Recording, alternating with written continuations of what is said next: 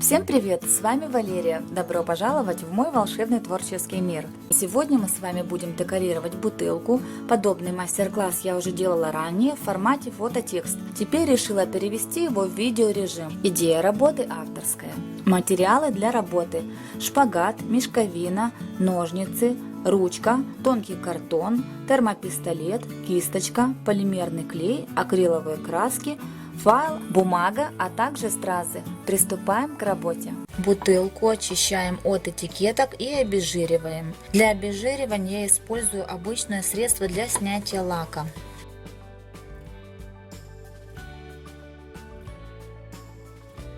Из гофрокартона вырезаем основу для павлина. Шаблон павлина можно перерисовать прямо с экрана, приложив к нему лист бумаги, или распечатать и вырезать. Ссылку на шаблон я оставлю в описании под видео. Для оклеивания основы я использую полимерный клей и мешковину. Наносить клей можно как на ткань, так и на саму основу. Полимерный клей всегда разглаживаю или перчатками, или кусочком полиэтилена. Также не забывайте, что пары полимерного клея токсичны, поэтому работайте при открытых окнах. Вместо полимерного клея можно применять двухсторонний скотч.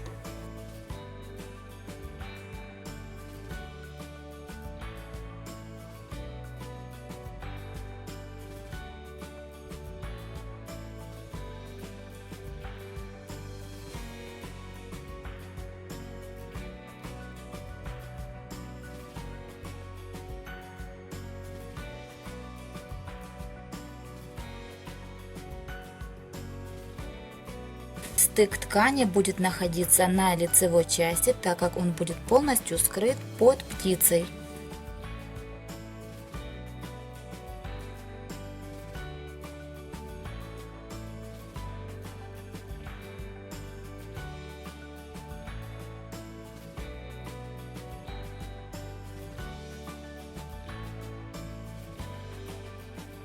Донышко в данной работе оставляем не оклеенным. Таким же самым способом оклеиваем верхнюю часть бутылки, но здесь необходимо приклеивать от узкой части к расширению, так вам будет удобнее приклеивать шпагат.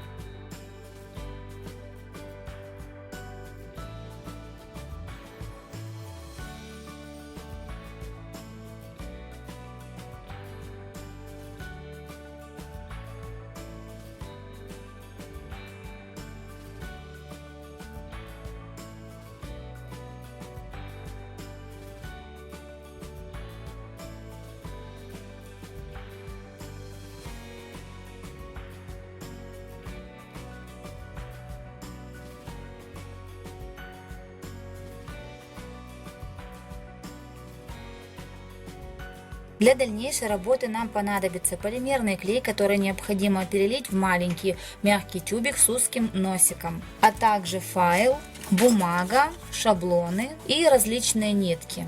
Для работы можно применить отбеленный шпагат, окрашенный в различные цвета. Я поступаю немного по-другому, используя обычные нитки для вязания необходимых цветов. Очень красиво в таких работах смотрятся синтетические нитки с металлизированным эффектом. Также подойдут хлопковые нитки и гладкие акриловые, главное, чтобы они не были пушистыми. Для работы с полимерным клеем руки я не смазываю никаким кремом, просто использую влажные салфетки, которыми часто вытираю руки от клея.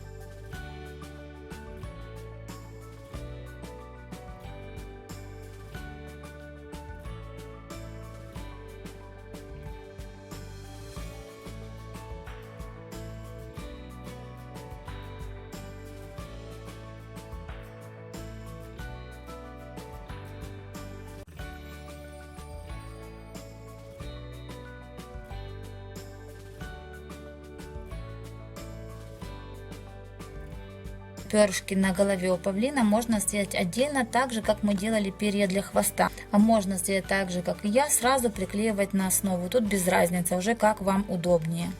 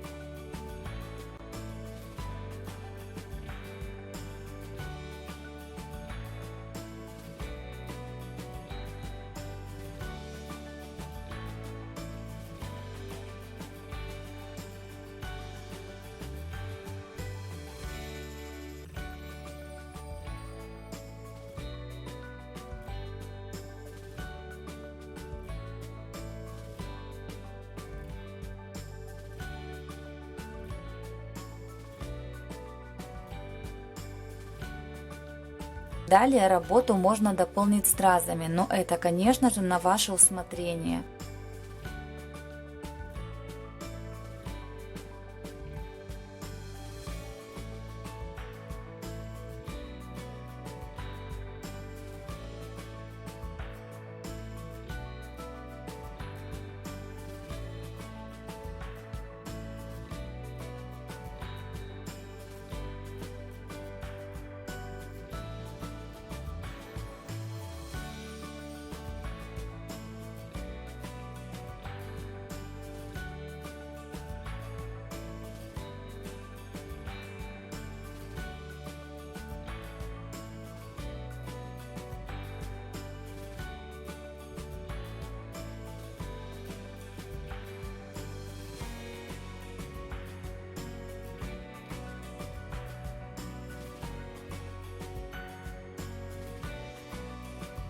Работа готова. Буду рада, если моя идея вам понравится и пригодится. Благодарю каждого из вас за комментарии, за теплые слова и приятные пожелания. Мои дорогие зрители, прошу вас, не забывайте ставить лайки, если вам понравился данный мастер-класс. Тем самым вы мне очень помогаете, поднимая рейтинг данного видеоролика. Гости канала, если вам нравится мое творчество, подписывайтесь и нажимайте на колокольчик. А я и дальше буду стараться радовать вас новыми идеями и мастер-классами. Всем вам желаю творческого вдохновения и всего самого-самого волшебно прекрасного. До новых встреч!